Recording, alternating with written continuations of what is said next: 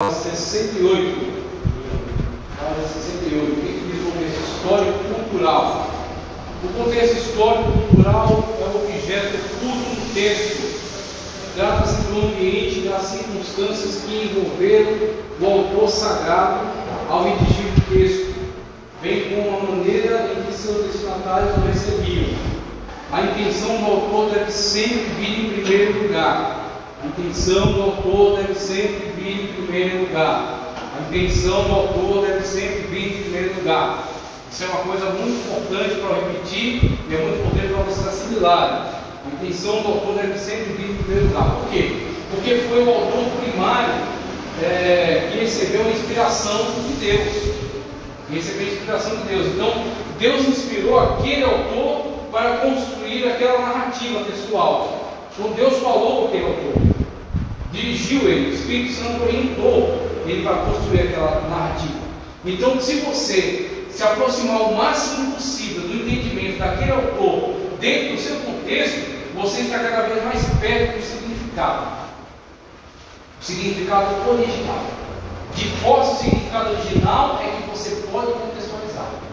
Você não pode contextualizar de cima, na superfície, do seu ponto de vista. Você está distante, você está inserido em outra cultura, em outra época.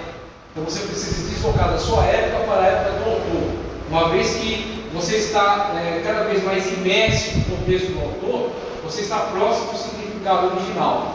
Próximo do significado, você tem competência para contextualizar. Aí você traz dele para você. Você contextualiza, você entende o significado e faz bem a contextualização. Certo? Mas assim, a gente entende a intenção do autor quando já se tem conhecimento de história cultural, geográfica, essas coisas. Isso. Isso entender ser do autor se não tiver informação. Com certeza. Com certeza. Com certeza, muito bem. Por isso que nem todos são chamados para ensinar. Quando fala em Tiago, fala que aqueles que foram chamados para ensinar tem que ter zelo e saibam que terá mais peso de juízo, de julgamento. Por isso nem todos foram chamados para ensinar. Porque para ensinar você tem que se preparar, tem que se dedicar, se empenhar muito com isso. Agora o que acontece? Para você ler a Bíblia, para absorver verdades para você, você consegue absorver todas as verdades fundamentais, principalmente através de Cristo. Cristo faz algo extraordinário. Cristo, Ele mesmo faz a contextualização para você. Quando Ele pega palavras que são de uma profundidade tremenda e Ele faz parábolas. A parábola é a melhor contextualização. Parábola da semente do trigo. É um contexto que é atemporal. Ele, desde que mundo é mundo, tem que pegar o trigo, lançar, esperar nascer, colher, tranquilo. É muito diferente do que analisar a monarquia israelita. Tem que entender monarquia, tem que entender o contexto cultural de Israel, tem que entender o momento histórico. É outra coisa. É coisa para teólogo, é coisa para estudioso, para se aprofundar no estudo bíblico, histórico. Né? Agora, fundamental para a salvação, palavras de Cristo, maravilhoso. Por isso que é, para mim a verdade é a Bíblia. Então, ninguém pode alegar, não sou salvo porque não tem a Bíblia. Mentira. Você não é salvo, você não tem conhecimento bíblico porque você não quer. Porque se você abrir uma Bíblia e lê-la, muitas coisas vão ficar ocultas a você. Você não vai entender por causa de falta de contextualização. Mas tudo aquilo que é fundamental para a sua salvação está claro. Está completamente. E a Bíblia é autoexplicativa, de muitas passagens. No Antigo Testamento você vai ter as profecias, no Novo Testamento os cumprimentos dela, nas cartas a explicação. Então se você ver a Bíblia inteira ensina para você tudo aquilo que você tem que saber com relação à salvação e à edificação espiritual. Aí para você ensinar, você vai ter que dar um passo a mais. Vai ter que se municiar de instrumentos, ferramentas, para poder explicar bem aqueles textos. A intenção do autor deve vir em primeiro lugar. Se depois, só depois é que se examina a atitude dos destinatários. Pois há casos em que, embora o autor esperasse que eles entendessem totalmente seus escritos, nem sempre isso acontecia com absoluto sucesso. Há também casos que nem o autor entendia a revelação divina, como por exemplo Daniel 12:8. Se por um lado devemos voltar ao passado e nos colocar no lugar do autor, vivendo todo o drama que ele viveu, sentir suas motivações, por outro devemos nos colocar, seria, no lugar dos destinatários, sentindo suas necessidades de esclarecimento, de louvor e de correção. Então isso aí foi bem falado já, foi bem explicado. Aí eu quero trazer algo aqui sobre contexto histórico. Olha só, por contexto histórico nos referimos ao mundo em que viviam as pessoas envolvidas no relato bíblico. Trata-se de tudo aquilo que rodeava as pessoas relatadas na passagem bíblica. Se não atentarmos para esse detalhe, não vamos entender o relato sagrado, pois vivemos um contexto histórico completamente diferente de que viveram aqueles povos da Bíblia. Fala acerca de Moisés, dá um exemplo aqui. Se você assistir o filme De Volta ao Passado, você vai ver um pouco sobre contexto histórico. Então, contexto histórico moderno, o personagem entra numa máquina do tempo, volta para o passado, as pessoas que estão naquela época do passado se chocam com ele, vestimenta, modo de falar, objetos tecnológicos que naquela época não existiam e nem havia possibilidade de se imaginar a possibilidade de existência daqueles equipamentos. Então ele está mostrando, ele está trazendo para você uma dica de filme que mostra esse contraste entre as épocas modernas e a época passada, um choque cultural, com esse personagem se deslocando para aquela época. No capítulo 10 do Evangelho segundo João, normalmente a maioria dos pregadores, embora bem intencionados, interpretam erradamente ou erroneamente as declarações do Senhor Jesus. Para eles, o mercenário, o lobo e o ladrão é o diabo. Olha só, né? Quantas vezes você já ouviu isso? Hein? Quantas vezes eu já ouvi isso? Mas após uma análise na história e na cultura política, religiosa e econômica dos judeus e dos romanos naquele tempo, veremos que não era isso que o Senhor Jesus tinha em mente. Não é isso que o Senhor Jesus tinha em mente.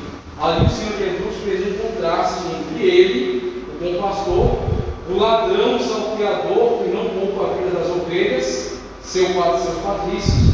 O mercenário definido por ele são os chefes dos zelotes, que usavam o povo em seus intentos políticos partidários. Olha só, veja essa passagem. Ele vai dizer aqui, nessa passagem diz, olha só, João 10, 11 ao 14. O que diz o texto? Sempre recorra ao texto. Não fique se baseando porque fulano pregou, porque pastor ensinou. Pastor irmão. Pastor pode cometer erros, não é pecado. É o que ele falou aqui. Bem intencionado, mas errado. E tem que ser franco, tem que ser sincero. Uma coisa que eu dou um conselho que eu estou aqui, de mim agora, não é obrigado a ninguém seguir, é um conselho meu. Sempre que você que estudou, que tem mais ferramentas, mais recursos, mais habilidade, se deparar com uma pessoa que comete um erro, uma gafe, primeira coisa que você deve ter em mente: todos erram, inclusive você. Todos erram. Segunda coisa, quando você se depara com um erro, qual é a sua intenção? É edificar ou é destruir? Se a sua intenção for edificar, você vai ter cuidado ao corrigir. Você vai esperar no momento oportuno. Por exemplo, uma pessoa está ensinando, um pastor está pregando, uma pessoa está aconselhando. Se ele cometer um erro, analise o erro. É um erro fundamental contra a doutrina? Por exemplo, ele disse em algum momento que a Trindade não existe. Ele disse em algum momento que a salvação é através de outra coisa a não ser de Jesus. Ele disse em algum momento que o Espírito Santo não é uma pessoa, mas sim uma força ativa. Se ele comete algum erro desses, que são contra doutrinas fundamentais, você deve interromper exatamente naquele momento e dizer: me desculpe, mas isso está errado, porque está atentando contra doutrinas fundamentais, a Trindade, a salvação de Cristo, a pessoa do Espírito Santo, e por aí vai. Questões fundamentais. Segundo, é um erro que não é contra uma doutrina fundamental. Por exemplo, errou uma data, errou o nome de um personagem secundário, né? Uma coisa que não vai afetar a doutrina fundamental, a salvação de ninguém. Se é um erro que não é contra uma doutrina fundamental, meu ponto de vista, meu posicionamento, eu não corrijo a pessoa naquele momento. Eu espero, chego depois com ele e falo: fulano, desculpa, mas isso que você falou aqui está errado. Por quê? Por causa dessa palavra aqui, ó. Aí levo para ele o texto que diz onde está certo. Aí aconselho ele: eu acho que seria bom você depois corrigir.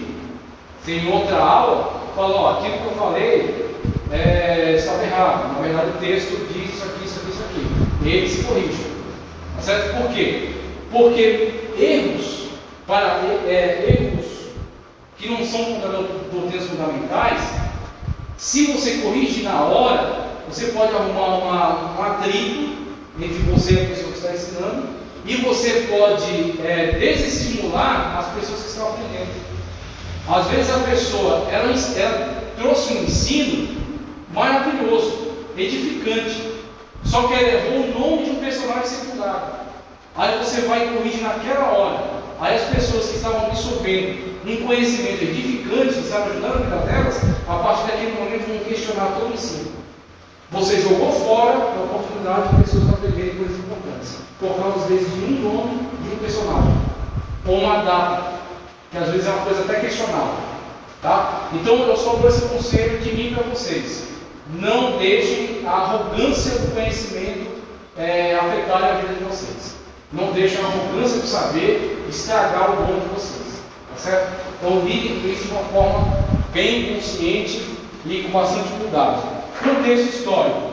Isso aqui é um campo de constantes erros. Isso aqui constantemente se erra nesse negócio aqui. João 10, 11 ao 14. Eu sou o bom pastor. Pronto, Jesus definiu. Quem é o autor da narrativa? Jesus. Ele está falando de quem? Dele mesmo. Principalmente quando ele emprega essa forma, eu sou. Esse eu sou é egoimi. Egoimi é o equivalente daquilo que Deus disse na sarça: eu sou o Senhor teu Deus. Vá a Israel e diga: o eu sou te mandou. É o equivalente daquele eu sou. Aí Jesus, quando usa esse eu sou, está usando para si mesmo, porque ele é de fato, ele pode dizer isso. Eu sou o quê? O bom pastor. Pronto, ele se caracterizou aqui na narrativa. Eu sou o bom pastor. O bom pastor dá a vida pelas suas ovelhas, mais óbvio impossível, acerca da sua morte, a sua morte vicária, morte substitutiva. Aí ele põe o segundo contexto aqui, o outro personagem.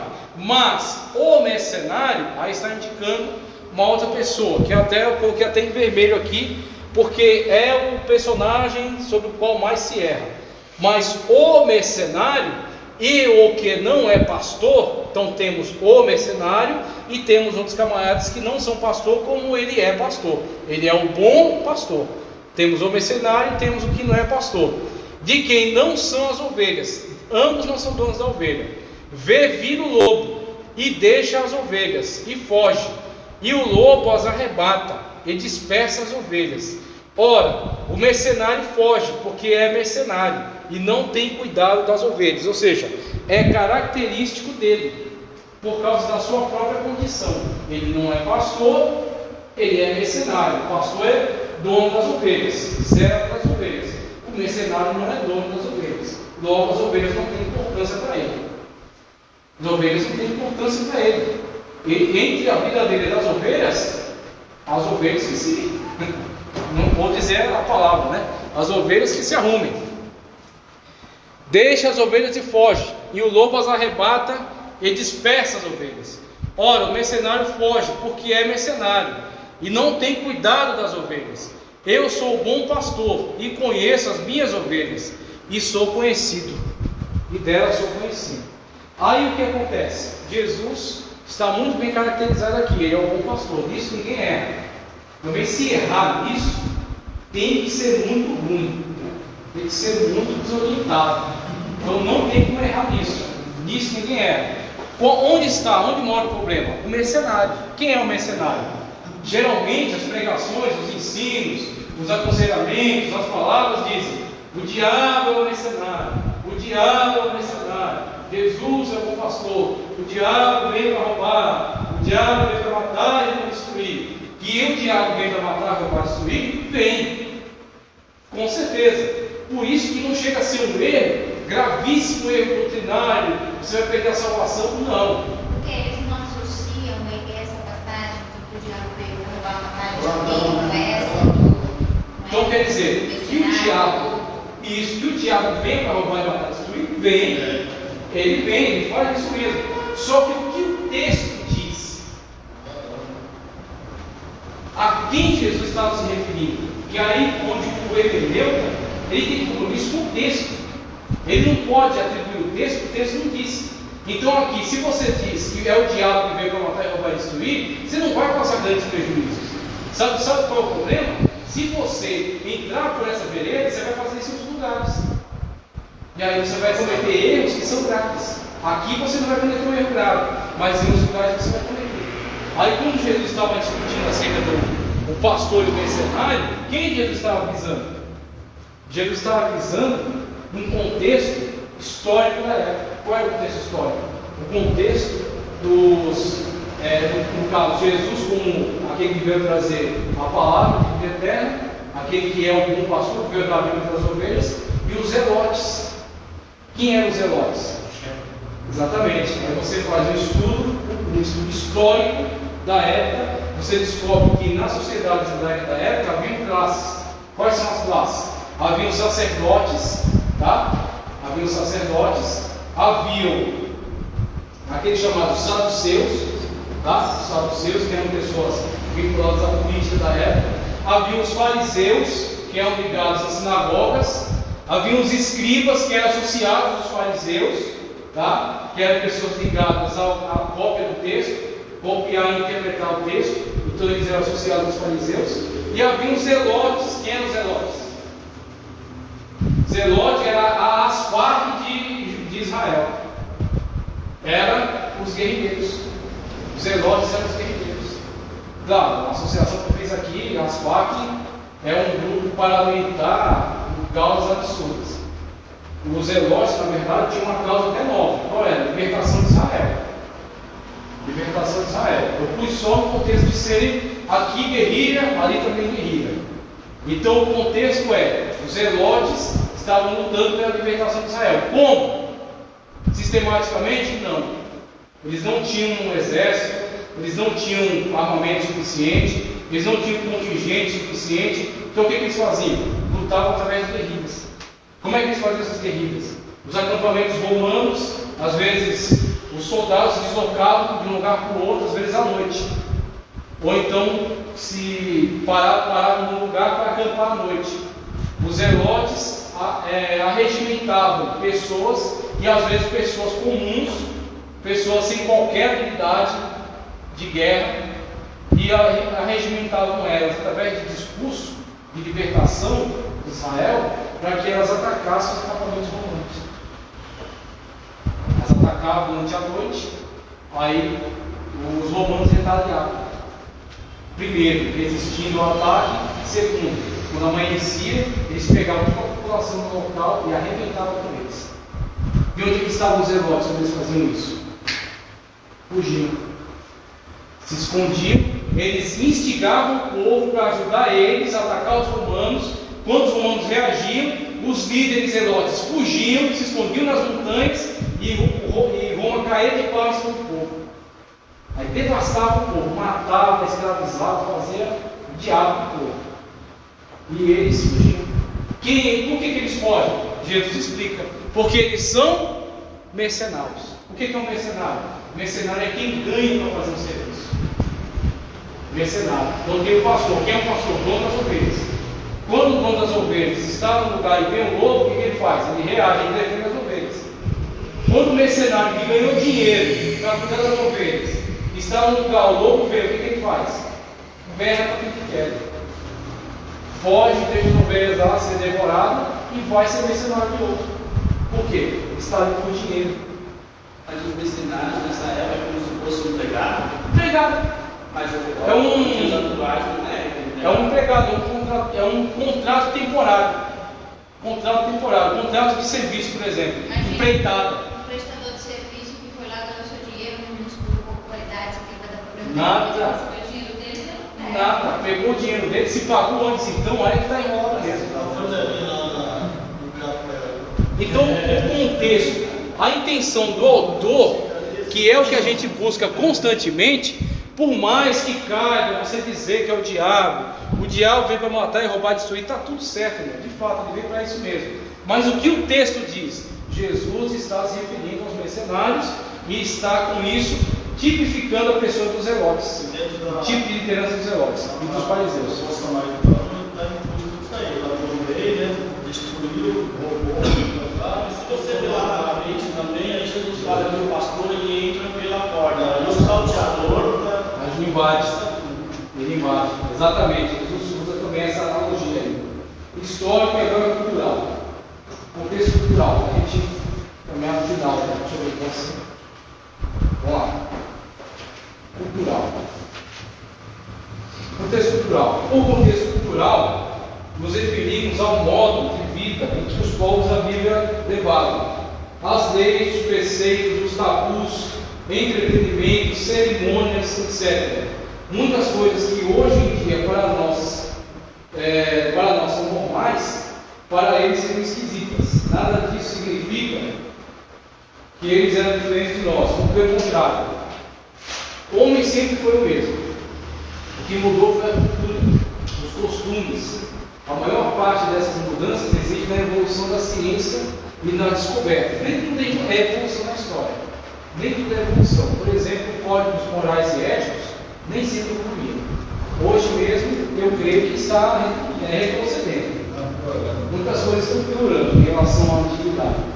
O homem que antigamente viajava em lombo de camelo, a uma velocidade de 10 km por hora, hoje viaja em automóvel a 200 km por hora, ou em avião a 1000 km por hora.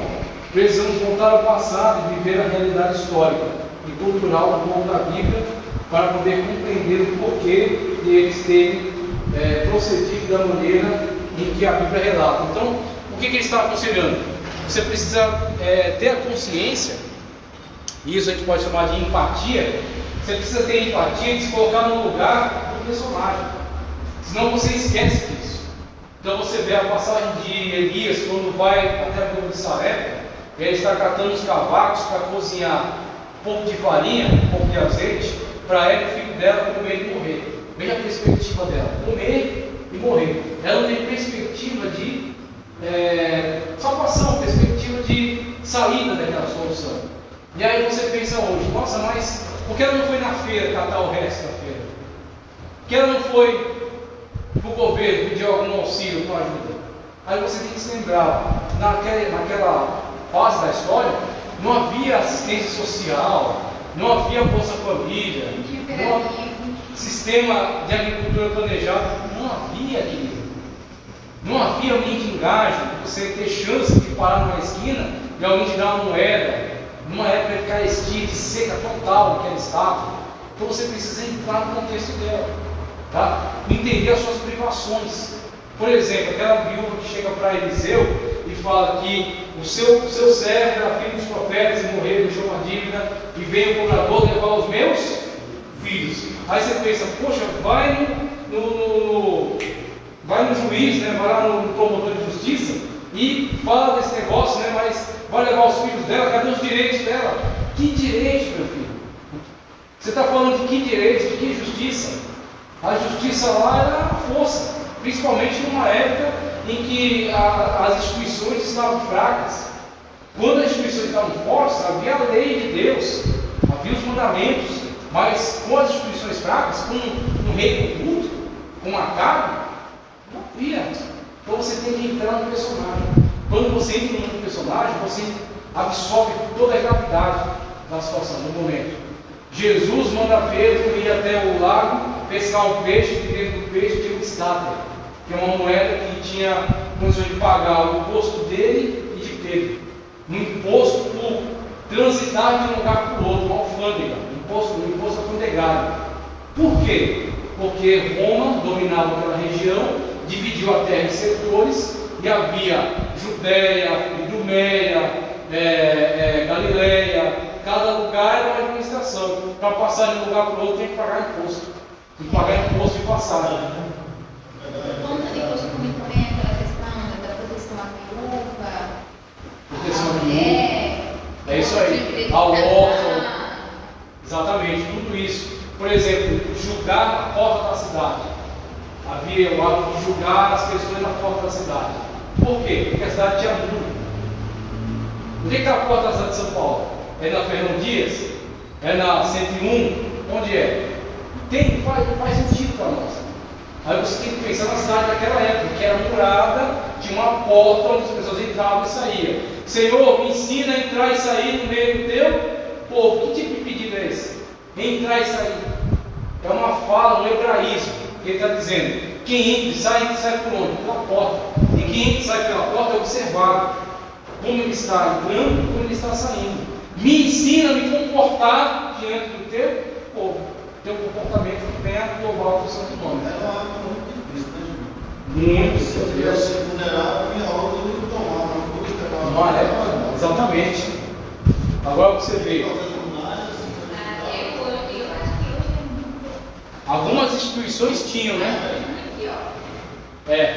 Algumas instituições tinham.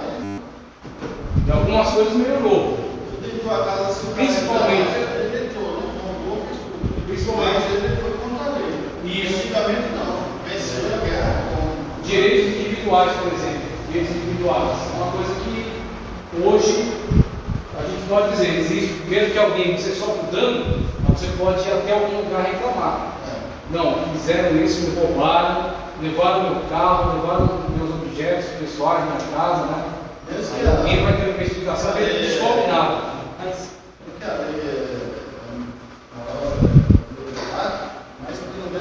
Mas existe uma lei para você recorrer. O que se diz Exatamente. Olha só, a ajuda da arqueologia. Quando você fala, por exemplo, essa questão de venceu, levou, né? Tem cada um, você ganhou, você foi, conquistou a cidade, é seu. Você vê nessa questão aí, de fato, um povo estranho vinha, invadia o lugar e venceu o esposo dele, ele faz o que quiser. Hoje você vê, por exemplo, com a fundação dos Estados Nacionais, as fronteiras, final da Idade Média, Revolução Industrial, formação dos Estados Nacionais, e aí vem as constituições. Uma Constituição está acima da lei. E o que é uma Constituição? A Constituição é para determinar, por exemplo, a soberania do povo, os seus direitos internacionais em relação a outro povo, a outro país, o regulamento das fronteiras, regulamento da justiça interna. Então você vê, um país até pode tentar atacar a Argentina, pega lá a seleção da Argentina em armas e vem, vão invadir o Brasil, né? Vão invadir. Eles podem até tentar invadir, mas existem tratados internacionais que dizem que eles estão errados. E aí o Brasil pode apelar para isso, reagir, exigir ajuda internacional. Você vê, é interessante que o avanço na história teve alguns avanços. Teve alguns avanços, que na época era mais a lei da força, né? Na época antiga tinha mais a lei da força. Agora a ajuda arqueológica, vamos ver o que a gente diz sobre isso. Na página 70 já. Algumas passagens bíblicas, especialmente do Antigo Testamento, só podem ser compreendidas satisfatoriamente com a ajuda da arqueologia, pois é ela que vai nos esclarecer por meio do contexto cultural. A arqueologia é a ciência que trata do estudo da vida e da cultura de povos antigos, mediante a recuperação, classificação, descrição e análise dos vestígios materiais, com o objetivo de reconstruir a história. A arqueologia bíblica é o campo da arqueologia, que estuda a vida e a cultura dos povos mencionados na Bíblia. O registro arqueológico é o conjunto das culturas materiais dos diversos povos que se distribuem sobre a terra. O trabalho da pá e da picareta tem nos esclarecido uma série de enigmas que nos impediram de compreender alguns trechos bíblicos. Nesse fascinante trabalho, os arqueólogos têm encontrado muitos documentos e objetos de tempos patriarcais, os quais nos fazem entender o porquê de alguns procedimentos estranhos a nós, praticados pelos povos do mundo bíblico. Inclusive, a arqueologia, que é uma importante ciência, que tem inclusive métodos científicos de análise laboratorial para comprovar a antiguidade de objetos, né? Para comprovar a autenticidade de objetos. Ela é uma ciência que nasce independentemente da teologia, independentemente das análises bíblicas, e ela veio corroborar, ela veio contribuir fundamentalmente para a autoridade bíblica. Como a gente analisou no começo desse período que a gente está estudando, na segunda-feira retrasada, quando iniciou o processo de construção do processo histórico crítico, primeiro veio o fim da Idade Média, quando a Igreja Católica reinava e tinha autoridade universal, e ela impunha o seu ponto de vista. Tinha ciência. O pessoal fala assim: a Idade Média é a Idade das Trevas. É uma mentira. Não é um equívoco. A Idade Média teve muita ciência, teve muito conhecimento. Qual o problema da Idade Média? Toda a ciência estava subordinada à Igreja. Podia-se produzir conhecimento, desde que não se contrariasse nenhum dogma da Igreja, não se contrariasse nenhum pressuposto levantado por um teólogo da Igreja. Então o teólogo da Igreja disse: a Terra é o centro do universo. Acabou. O teólogo disse, o Papa foi lá e assinou, soltou uma encíclica papal, que é um documento incontestável. Sabia que uma encíclica papal é incontestável? O Papa é infalível? É uma autoridade que a Igreja Católica deu ao Papa. A Bíblia diz em algum momento que existe algum homem infalível? Não. Mas a Igreja Católica, enquanto instituição, diz que o Papa é o vigário de Deus, ou seja, o substituto de Deus na Terra, e que aquilo que ele fala é infalível. Então, a partir desse conceito equivocado, que a Bíblia não sustenta, surgiram os erros. Um teólogo disse: a Terra é o centro do universo. Papa foi lá e assinou, carimbou. Pronto, irmão, a Terra é o centro do universo. Aí Galileu começa a desenvolver um telescópio, começa a olhar para fora da Terra e começa a dizer: olha, não é bem assim. A Terra não é o centro do universo, é o Sol, que é o centro do nosso sistema, Via Láctea, e os demais planetas giram em torno do Sol. Aí a Igreja se vê ofendida com isso, e obriga Galileu a se retratar. Ou se retrata ou morre. Então havia ciência da Idade Média? Havia, mas estava subordinado à Igreja. Se contrariasse a Igreja, estava ferrado. Aí o que acontece? Vem a época em que a Igreja Católica perde força, perde poder, inclusive por causa da reforma. Então a reforma contribuiu grandemente para o avanço das ciências, quando diminuiu o poder da Igreja Católica, deu mais liberdade. Veio o que? O Renascimento. O que é o Renascimento? Os camaradas que agora se veem livres para pensar e para emitir suas opiniões, começam a buscar os autores do passado. Aristóteles, Platão, Sócrates, começam a cavucar a história. E aí começa a ressurgir um monte de ideias, de utopias.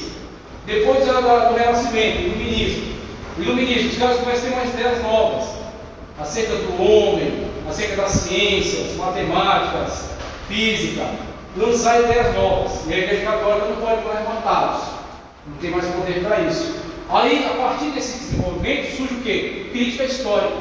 Como a gente analisou, está no vídeo lá, como vocês veem, a crítica histórica desenvolveu um método para julgar o conhecimento produzido. Para dizer: olha, esse conhecimento é sistemático, é científico, pode ser comprovado. Esse conhecimento aqui não, isso aqui não tem comprovação. Ele falou isso aqui, mas não tem como provar. A crítica histórica desenvolve esse tipo de habilidade. Então o que acontece? A partir dessa habilidade, surgiram muitos críticos em relação à Bíblia. Porque primeiro, eles começaram a analisar os documentos da Igreja Católica. Teólogos da Igreja Católica, documentos da Igreja Católica, muitos documentos históricos que surgiram na época, documentos da antiguidade. Eles começaram a analisar: isso aqui é possível ser verdade, isso aqui não é possível ser verdade, a partir dos critérios que eles desenvolveram. Qual é o critério? O critério científico empírico, ou seja, aquilo que pode ser provado pela ciência, pelo laboratório, é verdade. Aquilo que não pode ser provado pelo laboratório não é verdade, é lenda, ou é mito. A partir desse desenvolvimento, primeiro, julgaram diversos textos, depois a Bíblia. Quando começaram a julgar a Bíblia, surgiu o chamado alta crítica pessoal. Os caras começaram a analisar: vamos pegar a Bíblia e vamos analisar ela como se fosse um livro qualquer. E aí começaram a analisar: Jesus disse isso aqui, muito bem, Jesus disse isso aqui. Isso aqui é bom, né? Porque amar o próximo como a si mesmo, legal, uma coisa bacana. Aí Jesus diz assim, que em algum lugar Jesus ressuscitou um morto que havia morrido há 4 dias. Os caras disseram, nossa, tem como ressuscitar um morto? E de 4 dias ainda? Não tem. Por quê? Os caras não creem em milagre. Eles estão julgando só a partir do ponto de vista humano. Aí disseram, se ele disse isso aqui é um mito. Eles disseram que Jesus fez isso para quê? Para fazer de Jesus um herói. Então, quando eles lançaram esse tipo de visão sobre a Bíblia, o que aconteceu com a Bíblia? Ela foi desacreditada. Passaram a desacreditar profundamente a Bíblia. Chegou um ponto, no momento, em que quase tudo que a Bíblia falava, eles diziam que era carochinha. Inclusive em relação a muitos reinos que existiam. Muitos reinos. Só que o que acontece? A ciência estava em desenvolvimento ainda. Muitas coisas eles não conheciam. E a Bíblia, ela falava sobre diversos reinos, diversos personagens históricos, que a Bíblia estava certa e eles diziam que era carochinha. Que a Bíblia não estava falando a verdade. Tinham inventado esses personagens. Quem vai calar a boca dos críticos e mostrar que a Bíblia acerta, que a Bíblia fala a verdade em todas as suas narrativas, é a arqueologia. A arqueologia é uma ciência que nasce externa à teologia, nasce dessa época de descobrimento, analisa o passado através dos materiais que são encontrados, principalmente quando a ciência se desenvolve, a ciência chamada paleontologia, testes laboratoriais, começam a submeter os materiais encontrados aos testes, e esses testes dizem, esse material é de 1000 anos atrás, esse material é de 10.000 anos atrás, esse material é de 5.000 anos atrás. A partir desses testes, desses materiais, os caras dizem, isso aqui é de 5.000 anos atrás, e isso aqui está dizendo que existiu esse povo. Aí quando os caras falam, nossa, isso aqui é um objeto de 5.000 anos atrás, e está falando de um povo chamado Hitita. Só que nenhum livro de história do mundo tinha falado dos Hititas, nem Heródoto, nem nenhum livro de história do mundo. Aí alguém, ao ouvir isso, falou assim, tem um livro que fala dos Hititas. Sabe quem? Sabe que livro foi? A Bíblia. No Antigo Testamento, quando fala sobre Abraão, Abraão comprou uma terra sobre Iate para enterrar Sara. Não só lá, em outros lugares. Quando o povo de Israel entrou em Canaã, tinha os gigazeus, os heveus, os jebuseus, não sei o que, eus, e tinha os hititas. Então a Bíblia está falando de hitita há muito tempo, muito antes dos críticos conhecerem o que era o hitita, o povo hitita. A Bíblia já conhecia esse povo. Então você vê, isso é só uma amostra para você entender o que é a arqueologia em relação à comprovação da autoridade bíblica. Aí temos aqui a arqueologia do grego arché, antigo, e logos, discurso, depois estudo, ciência. É a disciplina científica que estuda as culturas e os modos de vida do passado, a partir da análise de vestígios materiais. É uma ciência social que estuda as sociedades já extintas, através de seus restos materiais, sejam esses móveis, como por exemplo objetos de arte, ou objetos imóveis, como por exemplo estruturas arquitetônicas. Inclui-se também no seu campo de estudos as intervenções feitas pelo homem no meio ambiente. A maioria dos primeiros arqueólogos que aplicam sua disciplina aos estudos das antiguidades definiram a arqueologia como estudo sistemático dos restos materiais da vida humana já desaparecida. Então temos a arqueologia estudando obras arquitetônicas, como por exemplo o tanque de Betesda, tá? O tanque de Betesda. Aí o cara pega um pedaço de uma pedra aqui, de um tijolo, alguma coisa material, leva para um laboratório, submete a um teste chamado teste de carbono 14. Esse carbono 14, o que ele indica? Todo material é de carbono. E quanto mais antigo é o uso desse material, ou seja, quanto mais antigo, quanto a mais época anterior da história, esse material foi tirado da sua natureza comum e posto em uso, mais ele perde carbono. Então o que eles definem? Quanto mais carbono perdido, mais antigo. Esse é um teste laboratorial, empírico. Não há o que o crítico histórico ateu dizer contra isso. Provou o carbono 14, calou a boca, meu filho. É antigo e se ele fala alguma coisa acerca da Bíblia, beneficamente, comprovou a narrativa da Bíblia. Então temos aí tanque de Betesda, temos aí Qumran. Isso aqui não é cupinzeiro não, tá? Isso aqui é uma montanha enorme, perto do Mar Morto, com essas cavernas aí. Perto delas morava um povo chamado Essênio. Esses povos essênios copiavam a Bíblia, copiaram quase todos os livros da Bíblia, só copiaram Esther, porque Esther foi escrito fora de Israel. Então copiaram todos os livros da Bíblia e guardaram. Eles eram uma comunidade messiânica. Eles estavam se reservando lá. Eles eram, vamos dizer, monges. Eles estavam se reservando porque eles entendiam que o Messias estava para chegar.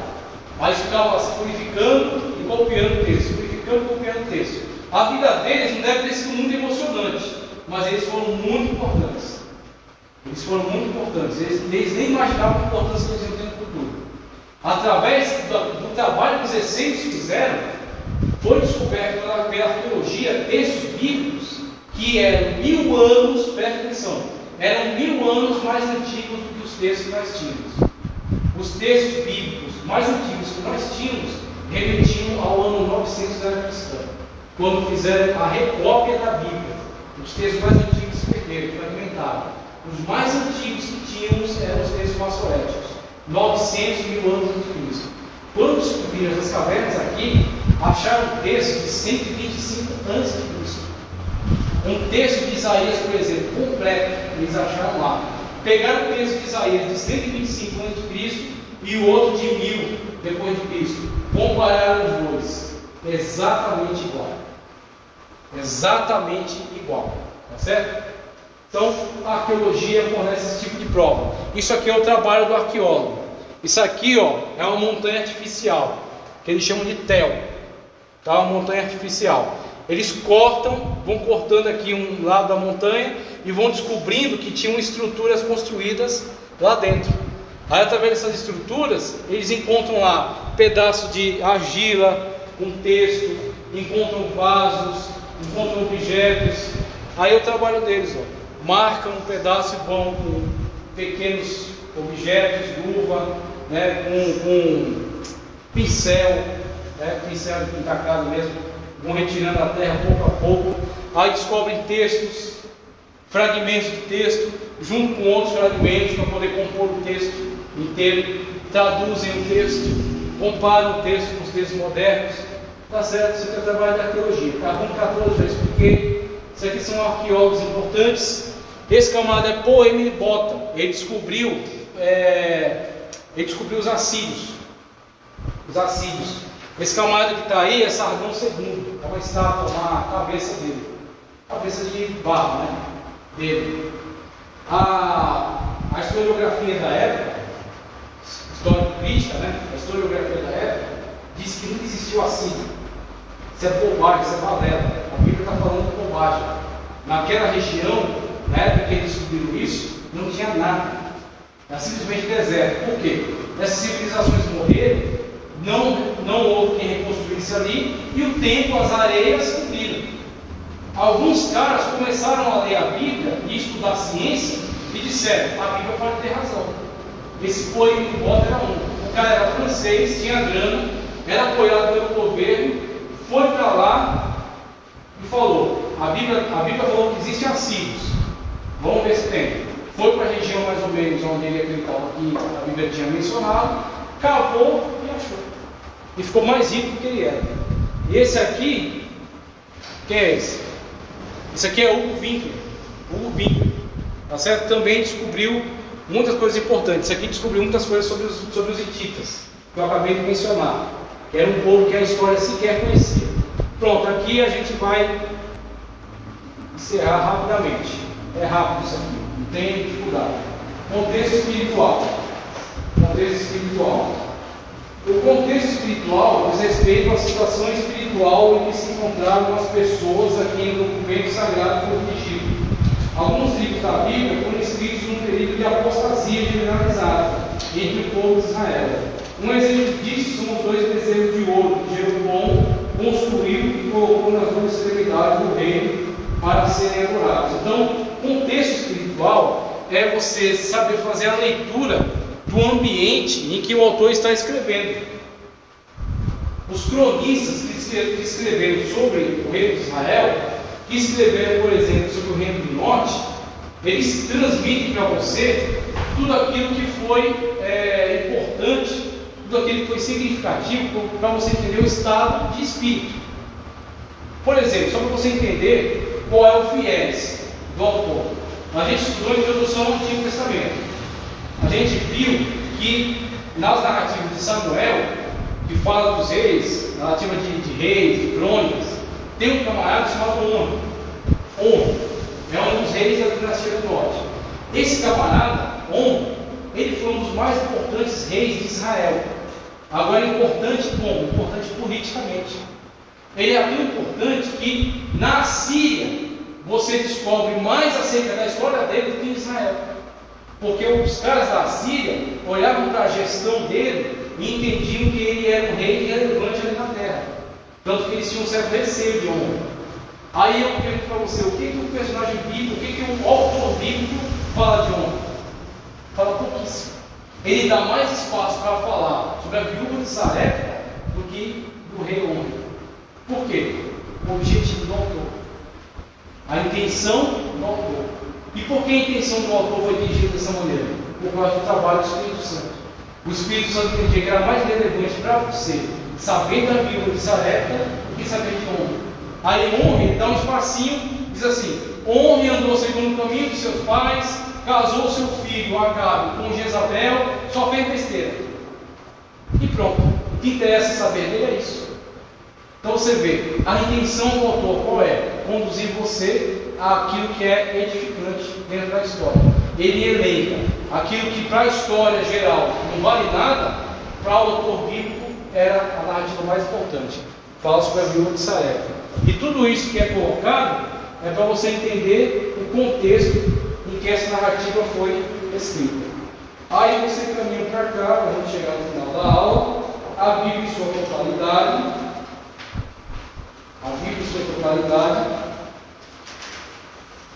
Aqui, ó, página 73. A fim de entender num grau mais elevado, a Bíblia precisa ser totalmente lida. É aquilo que eu gosto muito de falar, a integralidade bíblica.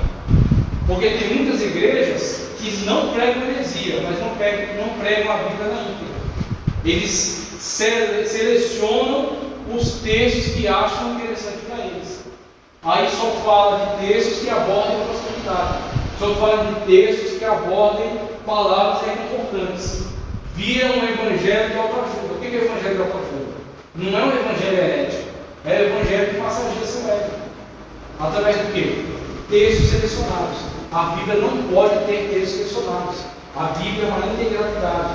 Então isso aqui, ó, não preciso nem ler isso aqui. Isso aqui é aquilo que a gente está sempre reafirmando. A Bíblia na sua integralidade. Você tem que ter esse compromisso de ler a Bíblia na íntegra e entender o texto a partir da sua inteireza. Se você mutilar a Bíblia, se você selecionar, ler um texto e ler outro, você não vai ter o pleno conhecimento que a gente pretende alcançar. Testamento também precisa ler, porque são informações básicas. Isso aí tudo a gente estudou em introdução ao Antigo e ao Novo Testamento. Divisão da Bíblia, importância dos testamentos, a consciência que você deve ter de que a Bíblia foi uma revelação progressiva. O Antigo Testamento é importante, mas o Antigo Testamento é interpretado pelo Novo. Essa consciência você tem, que a gente fala sobre isso ao longo das aulas. Você deve conhecer o Antigo Testamento para conhecer a imagem, mas o significado dela está no Novo Testamento. Você tem que ler o Antigo Testamento pelos óculos do Novo. Certo? Então é isso que está dizendo aqui. Tranquilo. O livro, testamento, o livro, quando a gente colocou aqui, finalizar com esse aqui, o livro. Para estudar um trecho bíblico, recomendamos a leitura do livro todo, pois há muitos casos em que a leitura de um trecho isolado pode prejudicar mais do que ajudar, caso o leitor não esteja integrado na linha de raciocínio do livro todo, pois os escritores sagrados escreveram dentro de uma única linha de raciocínio. Isso aqui, meus irmãos, foi o que eu disse ao longo de toda a aula. Então eu não vou ficar batendo prego em cima de prego já batido. Certo? O livro inteiro guarda um contexto, uma linha de raciocínio. Não só aquele livro juntamente com os outros livros que integram, tá certo? Então, antiga aliança, né? Cada livro dela guarda dentro de si um contexto que está aliado com outros livros, que está completado pelo Testamento, e o Antigo Testamento está realizado no Novo. Então, se você não tiver essa visão panorâmica no texto bíblico, de modo algum você vai ter compreensão acerca da intenção do autor, do objetivo do autor. Primeiro, o autor humano, o destinatário dele, e, o mais importante, o autor divino, que é condutor de todo o texto. Tá certo? Então, graças a Deus, é isso que tínhamos a dizer.